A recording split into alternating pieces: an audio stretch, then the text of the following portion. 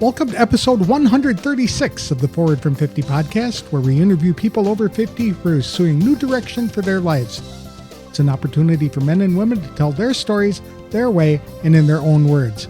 I'm Greg Gerber, the founder of Forward from 50, and your host for today's show. Today's guest is Princella Seymour.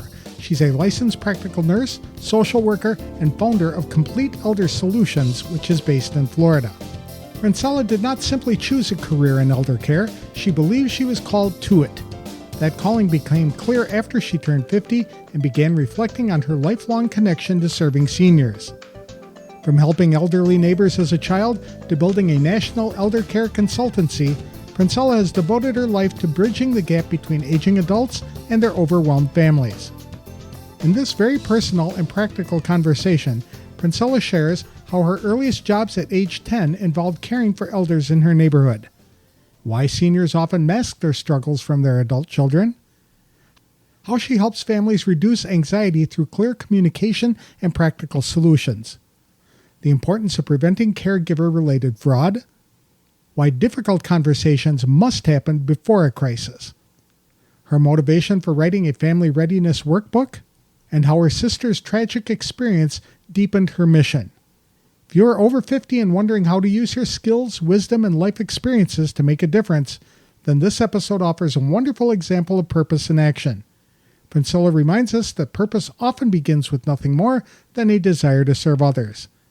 To tell us more about what gives her life more meaning and purpose after she turned 50, please welcome Princella Seymour to the show. Thanks for joining me today, Princella. I really appreciate the time. What motivated you to get involved in elder care? Really didn't have a motivation. I had a call. And it was a divine call that I did not recognize or realize until probably after 50. And that was because I actually began to reflect back on my life as I really become the voice. And I thought about it. I said, this is really natural for me. I started my own business when I was probably 10 years old. Back in the 70s, we were a village. Remember, everybody knew each other. Your next door neighbor. You knew the elderly people. They were able to correct you, bring correction, discipline you, right? Mm-hmm. So I was loved by the older people and didn't realize that these were seniors. Mm-hmm. They were my seniors compared to me. So at 10, I started being the girl. I would just always be helpful. They would pay me to go to the store to get cookies or I need soap or something. And I'd come back with a quarter or 10 cents or 15 cents. And so I had a job since I was 10 or can you help me clean? Not realizing that that was the niche at 10 years old. And to be honest with you, Greg, I've done nothing but work with seniors. From that moment to high school, I was a CNA, certified nurse's assistant. I started enjoying that. And then I went into being an LPN. And I thought, you know what? I want to make a big difference. Really didn't want to do bedside manners. I didn't want to work in the bedside. And it was at a very pivotal point in my life where my mom was actually dying from end-stage breast cancer. And I was offered a job in a nursing home. And it was so funny. I would think to myself, these are 90-year-old people and no one wants to sign a DNR. And no one knew their children. Okay. Families lived afar. They were struggling, trying to put the pieces together. So I worked as a director of social services for about 15 years. But what I realized is there was a gap, Greg. When my residents, when they would get discharged from rehab, either they would return home with no family, limited family, or the children are getting back on the plane and living their lives, and they only know what mom and dad tells them. They can only believe what they hear on the other line. And one of the things I know is that voice over the phone you can definitely be misled, okay? Because you'll think, oh, I'm doing great. And you come in town and you realize mom hasn't taken pills. Mom has been forgetting her medication. She's not scheduling appointments. She's forgetting. She's falling. The house smells like urine, food's in the refrigerator for days. So it was at that moment I realized that there was a gap in the community as a trusted voice to support those that either had families or very limited family. And so I just decided to write up some cards and be a consultant in facilities so that I can train the social workers on what to look for, how to really be resourceful. And from that day in 2007, that's what I've been doing. I have been the voice. I've been the mediator advocate between families and helping them actually get benefits that they would qualify to stay at home or to leave, or to also, like I said, be that connector and that navigator between you and your family, kind of like that peacemaker also. So people ask me all day, what do you do all day? I say, listen, I solve problems and give solutions all day. That's it. That's my elevator speech. Solve problems and give it the solutions every day. And I listen and I decrease anxiety by 50%. Okay, that's the goal. So once you're on the phone with any of our agents or myself, that anxiety has to go down because we have to either solve the problem or have given you a solution. Are you looking Right? to help people stay in their home, or are you just helping that as one of the options that they might have available to them? That is one of the options. Sometimes the option in remaining at home is not an option. Right. Sometimes the care is too great. You've got working children, right? They're dealing with some of the guilt of moving them out, but sometimes it's just not possible, Greg. Right. Sometimes that is the best decision. So I advise and I give informative information based on the current need and situation, not based on your emotions, what you would like to see, but what is best for the client or your mom or your dad or your neighbor, and what's best for you. Are you going to get burned out trying to meet the need, right? You're going to get burned out sometimes just trying to grant wishes that sometimes are just not possible. I agree. And parents have this tendency to lie. I will agree. We will say things are good when they're not, just because When we they're don't not. want to add more burden to our kids. They're already living busy lives and have a lot of problems of their own. They don't need to worry about mom and dad. But I've heard stories of times when they've come to visit parents and they realize, like you said, the house is filthy. There's moldy stuff in the refrigerator. It's not taken care of. And mom and dad just get to that point where they cannot take care of themselves anymore. Are you helping to get families to realize that they've come to that stage? Absolutely. Okay. Absolutely. We talk, and I get to know and to bond with both you and your family members. Try to come in the middle and make you happy also, because you want to do your best to make sure mom is taken care of. And we also want to make sure that the parents are considered. They're considered in the decision making. Because it's their life. If you're going to pack them up and put them somewhere, then they're going to feel like they've just been ushered to the sidelines and left to die. That will change their attitude and their motivation for living, and all kinds of problems can result from that, I would imagine. Absolutely. Absolutely. And that's exactly what happens. Another thing that I understand you folks do is help seasoned citizens avoid being hit by scams, or their parents or the caregivers being hit by scams. So we have a product in the process of our care management services. We do bill management and financial oversight. So that means we get to take a look at the bank statements and we get to see, okay, we've got 5 checks that's been written out in 1 week to your caregiver for what? Because sometimes the caregivers will say, your mom said she'd help me. I'm struggling with my son. He's off in college or he's home. I need groceries. I need this. And that's all fine if you want to help your caregiver, because it's a lot of work for them. I always recommend or suggest letting that check come directly from the children. That way it was authorized and all the parties are aware, right?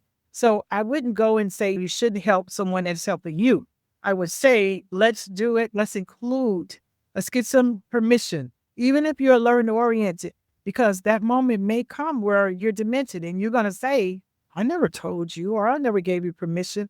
And you go, sure, yes, you have. So you've got to remember those moments where that's why, to safeguard everybody, we get permission from the adult child or the power of attorney and let them help you.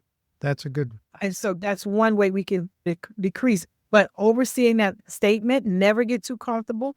I would say to anyone, never get too comfortable. Just double check. And it's okay, again, if they want to treat them to lunch or buy them a nice gift, because everybody want to be thoughtful, okay? Because I receive gifts. Again, my thing is let it come from the power of attorney. It's a holiday. It's my birthday. It's my daughter's birthday. They want to do something kind, and it's okay. We just need to do it in its appropriate way. So that way nobody's accusing it, just to phrase that whole skepticism about what's going on. I never imagined that. That's exactly right. If they were coming directly from the caregiver, there could be instances where allegations could be made later that may or may not be true or false, really, and get people caught up in this nasty situation. Is there an age at which parents should be relegating that responsibility to their adult children? Relationship has no age. So you can be 30 and your mom's 50. I have somewhat of a relationship with my daughter. So I talk about a lot of things, any and everything, right? And so there's no restriction on age. You want to always, because things can happen in a moment, right? Life is short. We hear it all the time. Look what happened to Malcolm. He's on the Costa Rica and he's drowning. He's 54. Right. No reason to really feel like anything is going to happen today, right? He's good. He's healthy. But what happens if this story breaks and no one knew anything? He didn't have a will. Nothing was in writing because I've got time. Remember, we're always living in that moment where we've got time. So I don't say that there's an age restriction because I became a caregiver to my mother. I was 30 and my mother was 57. You understand? Being a social worker already, I was 32. Being a social worker already in the trenches, I knew. So she was blessed to have me because I had the experience. So I knew what I needed on board the moment she was diagnosed. But the average person just does not assume those things. And I was also a caregiver for my sister who's 3 years older than me. She was brutally gunned down on a drive-by shooting. Okay. And so that will bring us to the book when we get to that point as to one of the reasons. And I knew that this was important. And I tell people, I'm not selling anything. As a matter of fact, it's a gift.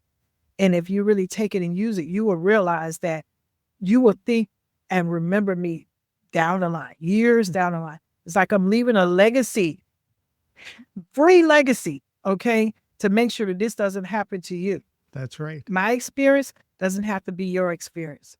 My oldest daughter came down to Arizona from Texas a couple of months ago, and we did everything. We had her signing the will or witnessing it being signed. We turned over all the bank accounts, etc., so she has access to them now, so that if anything ever happened to me, it would be far less stress for her as the executor on my estate to go and try and find all of this stuff later or get access to bank accounts. I've heard of parents who have just not taken the time to put, what do they call it, the paid on death on their accounts. And then POD or TOD, true payable or transferable. And see, what they don't understand is all these things avoid probate.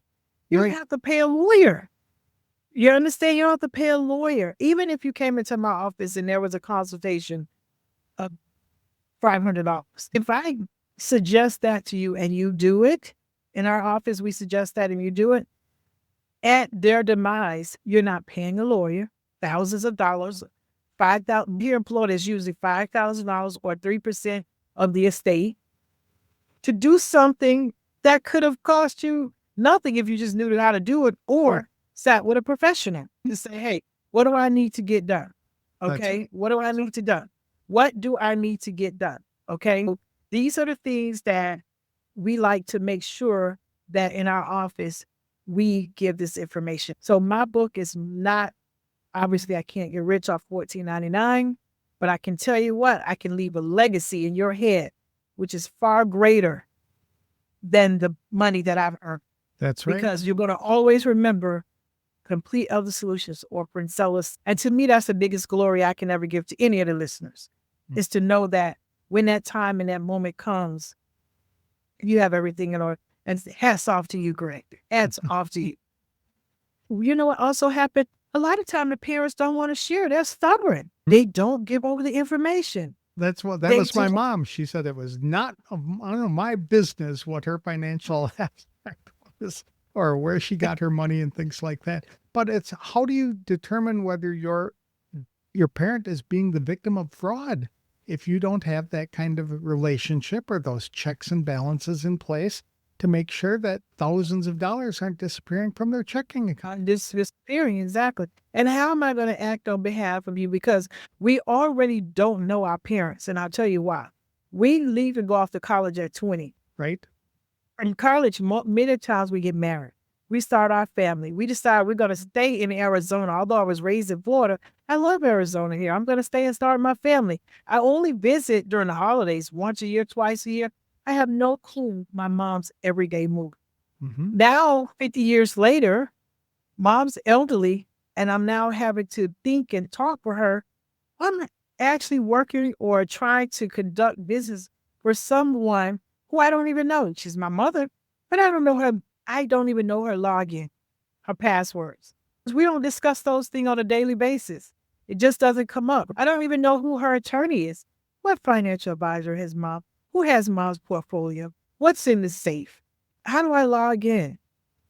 Some of them don't even know grandmother's name. They don't know parents' maiden name. It's the truth. Exactly. I see it. I see it. I have been with thousands of families, and I can tell you, sometimes I'm like, really? I don't know. I can't remember. What was my girl? Because she got me. So those Several things. times. Yeah, exactly. So we don't know our parents because we have moved on, That's right. and it's only visits. So when I send it to people, they know, yes, I do know my mom. I say, listen, I worked with my sister. She was one of my employees every single day. And I promise you, I was like, when is her car note due? When is her bank? She has credit cards. She had a valuable insurance policy I knew of, but had no idea where she had it at. And this is the one I talk to every day. So I described, and she was on life support for almost 2 months, incapacitated. I was trying to pick up her life and run it for her. And I thought, oh no, I hear it with my family, with the families that come into my office, but this would never happen to me or anyone else again. And I just begin to scribe. And then there's 2 other parts to that book that is coming together that I'm putting together all my expertise one place. So that again, even if you don't want to sit with a professional, by the time you got all the information, you probably won't need one, but at least you'll have what you need aboard to do what you have. That's right. A couple of years ago, I created what I call the Red Book. It is a red binder that I carry with me even when I travel, because I usually drive to visit my daughters in Wisconsin and Texas. But it's got a list of all of my bank accounts, all of my credit card accounts, etc., who to contact in the case of an emergency or upon my death, where things are located, what the master password is to get into the passwords, etc., so that if anything ever happens, they know to look for that book, and it should have everything they need, because I'm reviewing it several times a year just to make sure that I haven't added or closed an account and those cause them to have problems. I'm looking at the table of contents for your book, and you go through all kinds of information that people would need to have, like your auto insurance and your life insurance policies, your non-interest bearing accounts. Where are they? Exactly. And you don't realize how important that information is until you're in crisis. And that's the last thing you want to have to do is look for that, because you're already frustrated and you're emotionally overwhelmed by the news or the information. Or sometimes we receive calls in the office. My dad was driving yesterday. He fell and he broke his hip, and that has been the decline. He's not the same man 2 days ago. Right. Yes. And now we're in emergency mode. We're already dealing with the disappointment of the news, and we've got to make decisions. Are we going to go to rehab? Can I bring him home? How much care? Can we afford it? How much money do we have? These are real life issues. And another issue that I've seen a couple of times is when mom and dad are still alive and living together, but mom might have dementia and dad is the caregiver. And suddenly the caregiver winds up in the hospital, and the parents or the children come to help, and they realize, oh my gosh, I had no idea how bad mom was. And mom cannot afford to live on her own. Dad was covering for her. He was making all of her meals, taking care of her physical needs and things like that. I would imagine you have to have those conversations, as difficult as they can be, between the adults and the children. You have to have those conversations, and they're difficult. And I always encourage family members to not have them in crisis, but in a happy moment. If it's Easter, if it's a holiday, it's Thanksgiving, sometimes it could be where mom is called and saying, hey, Jane went to the hospital. She fell, and then that's when you go, really? So mom, what's going to happen? Let's talk about it. So you can ease into the moment. Right. With the conversations. I've heard people just say, set aside a special dinner just to have those kind of conversations. So it might not be related to a holiday where everybody's in a festive mood, but they know they're coming together for this conversation. They can prepare for it. What prompted you to write this book? Again, after speaking with thousands and thousands of families coming into the office, many of them have no clue. They don't even know where to start. Okay, so I had started to scribe before my own personal experience. Greg, I had my own personal experience. My sister, she and I was on the phone on a Thursday afternoon, I believe it was. She and I had just hanging up the phone. I started preparing dinner. Then I decided to walk back into my office to finish up some work. And I received a phone call from her, the young lady that she was with, and said, "Hey, I need to tell you something really urgent. I think you can handle it." And I just didn't know what it was, actually. She says, "Your sister was shot." I just hung up the phone with her 30 minutes ago or so. And she says, and she's in trauma. Now, me having interned in trauma, I know if you're in trauma, that means it's serious. We're at the hospital, but you're in trauma. That means they're trying to save your life, okay? And sure enough, she was doing this particular woman a favor by giving her a ride. She was waiting in the parking lot. Not such a bad neighborhood that we knew of. And gunshots just came out of nowhere. And everyone was shot, but she was severe. She was hurt the worst, obviously. She's now incapacitated on her entire right side. But when I had to actually pick up the pieces and live her life for her, make sure her mortgage is paid, car is paid, the case manager at the hospital was asking me about her health insurance. I didn't know where she kept even more. They confiscated her purse. So when it's a criminal investigation, they don't give you anything back until the investigation is over. Right. So the information was in her wallet, so I had no idea. Mm-hmm. And I'm like, I remember her saying X, Y, Z. And so sitting in her hospital bed, I started scribing. I said, with tears in my eyes, this won't happen to me. I've noticed my family members, this has happened. And honestly, I had just made it a little binder. And then my PR firm was like, no, this is what America needs to hear and know. I would just give it out in my office, just out of my heart, feeling to say, hey, take this, fill this out. This will help you, both me and you, while we're trying to provide services for you or give you suggestions or recommendations. So it truly came out of a 30-year experience in my career and a personal experience as well. So it doesn't get any better than that, Greg, to have experienced it firsthand. Absolutely. And knowing how important. That's why I went to details as to how do I log into your computer? Exactly. Because you're going to have to come in and be that person at some point. And be that person. Mm-hmm. Exactly. I like that you put military service in here as well, because a lot of people don't realize that veterans have access to certain benefits upon their death. They have access to benefits. Exactly. They're really incapacitated. And it's nice to know that they've got the discharge papers and all the other kind of stuff that they would need in order to process those benefits. And final desires too. That eliminates a lot of hassle and question about what would mom or what would dad want kind of thing. If mom and dad are honest and upfront and say, this is my final desires, I do not resuscitate, or whatever the case might be. Those can be difficult conversations. How do you encourage people to have them?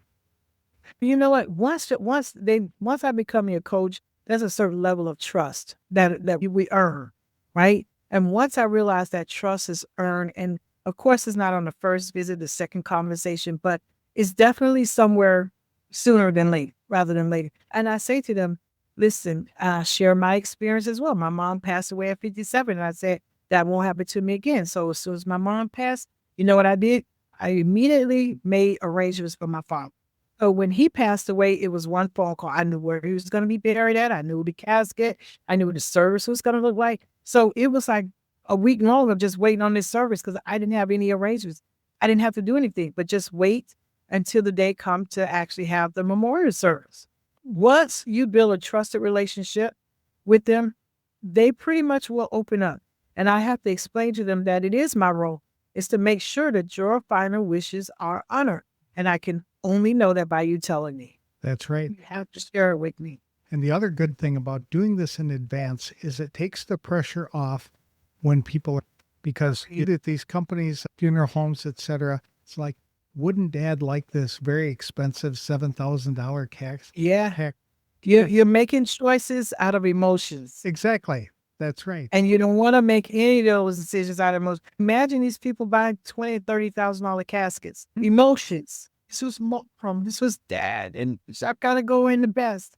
I see it happen all too often. Exactly. And mom and dad really don't care.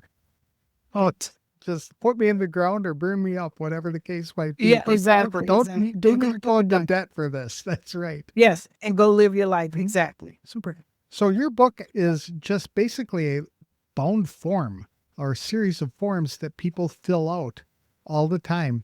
Is it something that can be changed, or is it just a kind of a fill it out one kind of thing? And if they have It's just as you said, Greg. You make changes, right? So if as your change happens, you make the change. okay, But you make sure you inform the person of the change. So nothing is set in stone. You can have a power of attorney today and revoke it and realize the next son is more responsible. Or now my daughter's married and I really don't want to put that burden on her now. So I'd rather give it to my older daughter who has been married some time, is a little bit more settled or have more time. So it's never really set in stone. Those things you don't want to make irrevocable unless you're just really not. But you want to make changes. Sometimes you close an account or you change your password or you make it, or I want it to be cremated. Now I want to be buried. I want this song saying there, or I don't want this preacher, or I don't want. So you always want to leave room for changes. how often should people be reviewing this information in order to make sure that it's accurate all the time? At least annually, or I would say as a change occur. Okay. So if you close an account, you want to make sure that they are notified or it's written down somewhere so they'll know you're no longer participating in this bank, or you have a new attorney. You decide to hire a second attorney. That's when you need to do it. That's right. So how did you get involved in Complete Elder Solutions? You developed this business to help people with this kind of thing or with a variety of issues that affect elders? A variety of issues. So I started out when I became a consultant with corporations. People would call me one-on-one because when you're in a nursing home, I've always been this kind of person where I can think outside the box. I'm just curious Josie, working and working. And I was not the director or an administrator in a facility, but he always left the responsibilities on me. And I thought that this guy is really trying to kill me. What do you think, you nuts? But he and I are close friends today. But that experience groomed me for where I am now. So I started learning about different benefits because family members will want to go long-term care. They can't afford it. And so I started navigating benefits, how to get approved here in Florida for our benefits or how to get approved for veterans benefits. That's a federal benefit. So if you have served in the military, there are some benefits that are available to you. And so I really became an expert at these different federal and state benefits. But one of the things I learned is one problem is several problems. So you may come to me and you may be discussing power of attorney. That bell goes off. Why are you doing this? That tells me there's changes that are occurring, or you suspect some changes, right? Or if you're calling and you're trying to apply for a benefit, that means in school, we used to call it social workers must go through the back door. You have to figure it out, right? And so that's true. So at Complete Elder Solutions, we started offering a plethora of business. I even one time had a moving company because you want to try to make things a one-stop for the families. You know what? If you're going to be resourceful, you need to be the resource. Families don't want to call and still have to make 5 phone calls. They want to pretty much get it all done in one sitting. Okay, Princella or whomever your case managers say, I need this, I need that, I need that, I need that. And put it all in and do what you can do. Everything that's within the scope of what your profession will allow you to do other than elder law planning. So even that, we married elder law. You have an elder law? No. We vetted our son. This is who we can come in and bring in. You can interview them and whomever you feel comfortable with. This is who we will work with together to make sure we accomplish these goals for you.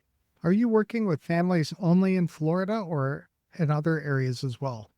We work nationwide. And why I say that is if you fall, your need is a need in Arizona, as it is in California, as it is in Florida, as it is in Georgia. You still need care. And you're still experiencing the same stress that someone is in here in Florida. how to make a decision. What do I need? So we help think them through that. Okay, this has happened. This is what your life looks like. Why don't we explore these decisions? So to have a navigator or a coach, your coach can be, you and I are in two different states, but we're communicating, right? We're on camera. And COVID did this for us also well, where we have become virtual. And to now, nobody wants to come into the office anymore. Oh, can we do a conference call? Can we do a Zoom call? That's all you hear. And pretty much before COVID, we never even really used Zoom as much. Remember?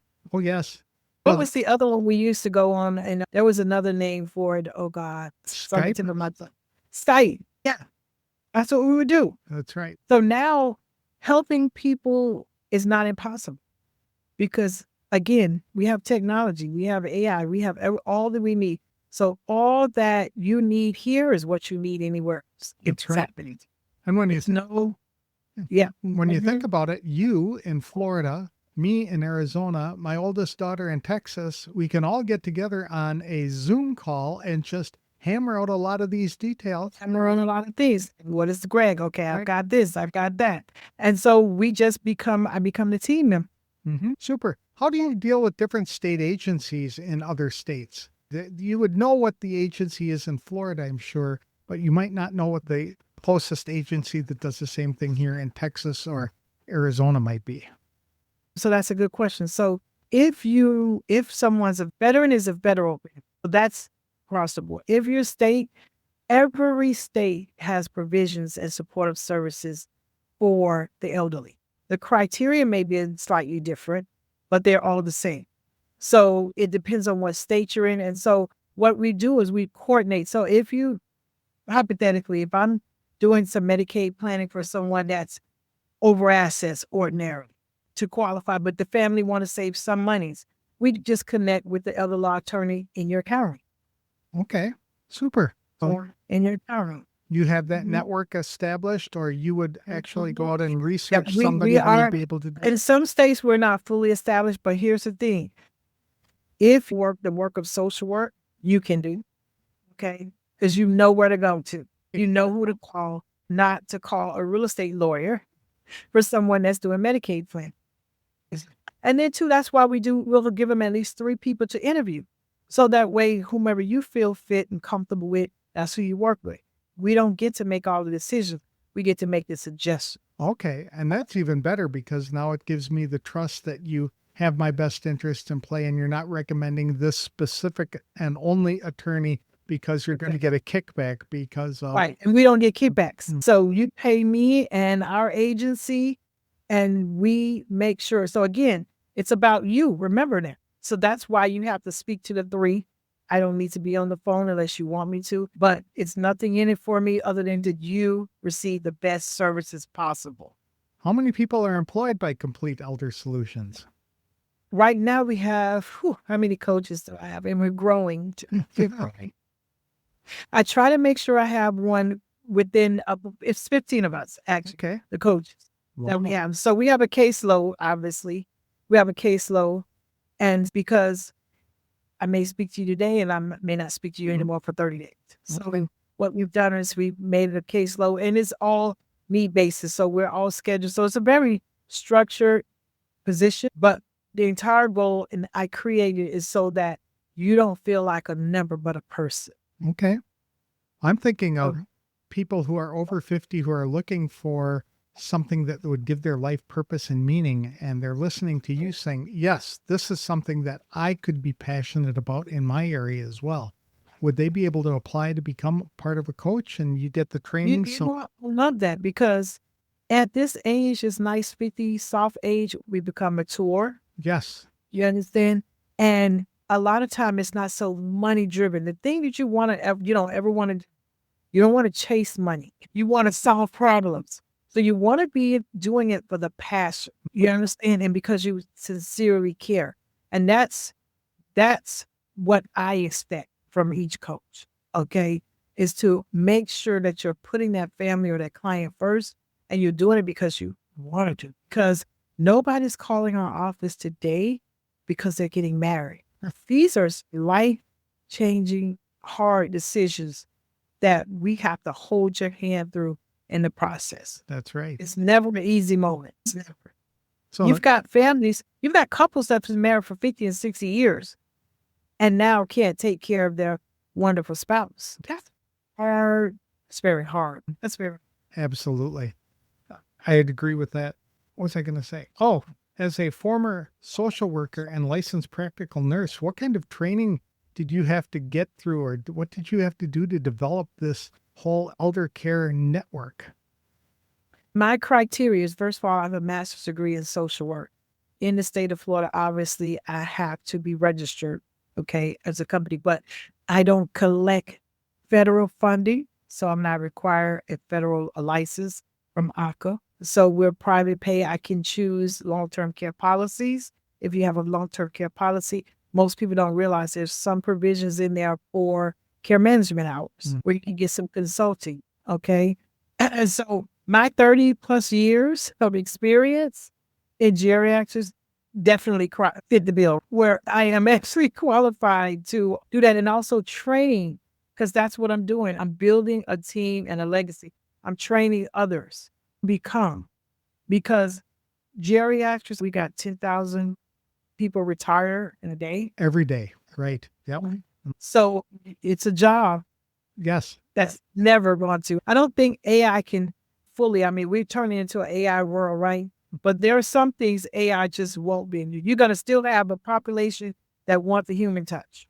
They need it. Absolutely. Absolutely. So you are applying your years, decades of experience as a social worker and licensed practical nurse, and it all came together to push you into this kind of God assignment to develop elder care solutions, complete elder solutions. And so that's neat. And I like that. That's what we should be doing over 50, is having all of our unique talents, skills, and their life experiences come together in a way that helps other people. So I really like that you're doing that. Have you faced any challenges in putting all of this together? Now, Greg, if I said no, listen, challenges is the definition for success. Right. If you don't have any challenges, nobody's going to trust you. You understand? If someone wanted to buy a valuable business, they want to know that has it ever failed? And what were your challenges? Did you make it through the challenge? COVID was a huge challenge because you had people that were dying in trusted facilities, right? The nursing home, hospitals. So why would I listen to you to send my parent one or have a caregiver come in my home? So what does that do for business?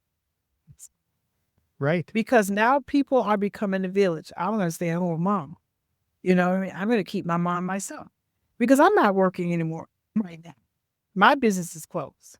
So that certainly was a challenge. Certainly was some trying times and trying years. Even now with the new election, everybody was getting afraid. Oh, my benefits. And everybody was worried about the seniors. And I'm thinking, there's no way we could just throw the seniors out. Exactly. No. There's just no policy. I just don't think so. No. You understand? But believe it or not, people was listening to the media and things like that out of fear.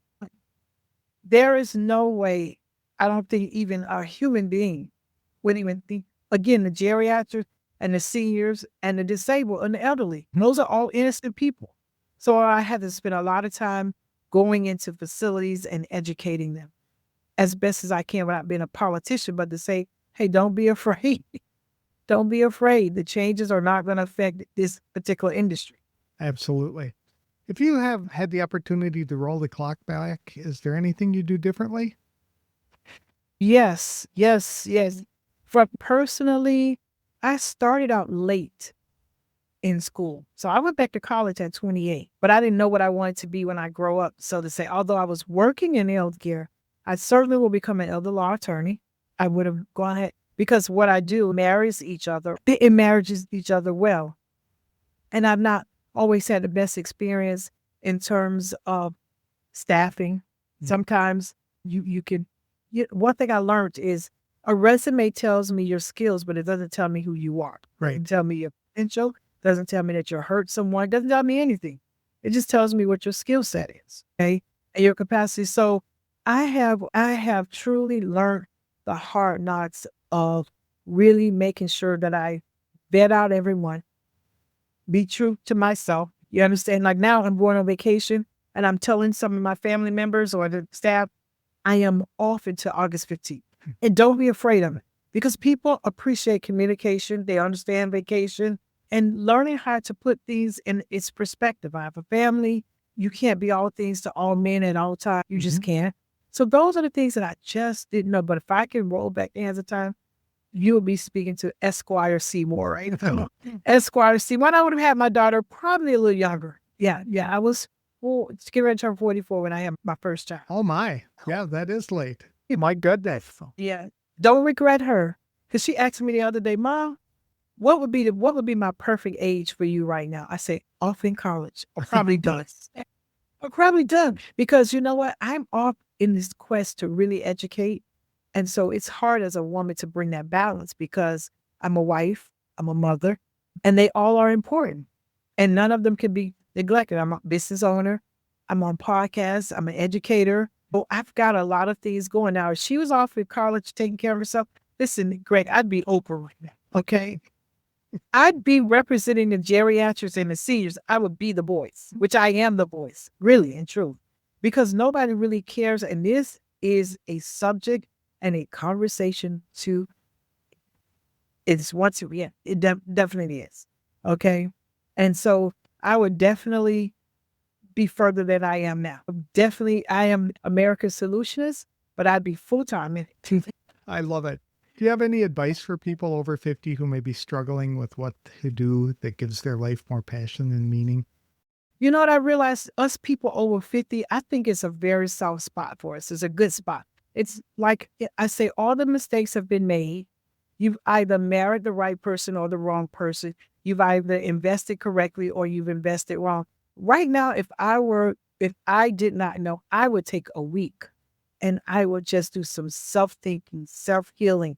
I'd get me a coach or a mentor or someone that can definitely pull out the best in me. Every successful person has to have a mentor or coach. You have to have someone to pass that toward, to give you that. If I've spent thousands of dollars in my coach and my mentor, and it happens to be someone that I've known and it's the position that she holds, okay? So get yourself a coach. Become more self-aware and be true to yourself. Because at this stage, we should know what we want and we should know what we don't want. Again, in a relationship, you should know what kind of relationship you want to be in and which one you don't want to be in at 50. And give yourself a break. Give yourself a pass. Exactly. And fix it. Exactly. A coach, for sure. That's great. And when you're thinking about people over 50 and what they can do with their life, being a mentor or a coach to somebody else is an ideal kind of job that they can have because they've got the wisdom. Fulfilling idea. It's a fulfilling. I like meeting with my clients because they have so much wisdom. Oh my God. The thing is, if you just sit and you listen to them, I take something away all the time when I'm speaking with them. Just watching the way they manage their life. If they come with a portfolio just structured, I'm like, geez, I didn't think about that. It's important. Awesome. How can people connect with you if they'd like to learn more about your company or to ask you a question? Our website is CompleteElderSolutions.com. You can visit us there on the website. You can follow us on all of the social media platforms on Facebook, CompleteElderSolutions.com, Instagram, Complete Elder Solutions, as well as TikTok, Complete Elder Solutions. Our book is available on Amazon. You go on Amazon, download it, or you can get a Kindle. I definitely encourage you to connect and visit the website and see exactly where you fit in and how you fit in. And we'll definitely be more than happy to assist you. Excellent. Thank you so much for your time today. This has been encouraging because I hope it sparks some conversations between parents and their adult children as to what to be prepared for when the time comes. Right. So do I. Greg, again, in our closing, I can't stress how important it is. It's never too soon to start preparing. Princella Seymour founded Complete Elder Solutions to meet the growing need for compassionate and knowledgeable support in elder care. After decades of working in healthcare and social work, she saw firsthand how ill-prepared families often are when aging parents need help. Her firm provides calm in the middle of a storm by helping families to make informed decisions, gather critical documents before they are needed, and to navigate complex government and medical systems with confidence. Complete Elder Solutions support families across the country, whether they are facing long-term care decisions, struggling to qualify for benefits, or simply feeling the stress of distant caregiving. Princella and her team step in as trusted guides. Their mission is to reduce stress, protect elders from fraud, and to help children honor their loved ones with dignity, respect, and compassion when providing or seeking care. Her book, Everything You Need to Know About Me, is available on Amazon. It is much more than just a collection of forms for people to fill out. It is a lifeline designed to help families avoid the chaos of crisis by organizing everything ahead of time. Inspired by her own personal tragedy, Princella created the workbook to give others the peace and clarity she wished she had when caring for her own sister. Now operating with a growing team of coaches, Complete Elder Solutions offers an opportunity for people over 50 to step into this important work by providing services in their local communities. If you're looking for more meaning and purpose in your life, then becoming an elder care coach may be an excellent way to put your life experiences to good use. To learn more, visit www.completeeldersolutions.com. You can also connect with Princella on Facebook, Instagram, and TikTok. Her book, Everything You Need to Know About Me, is available on Amazon and in other bookstores. That's all for this week's show. If you'd like to start living a more meaningful life, I encourage you to download our free guide to finding purpose, which is available at www.forwardfrom50.com. I'll have another inspirational interview on the next episode of the Forward from 50 podcast. Thanks for listening, and if you like this show, please consider leaving a review wherever you download the episodes.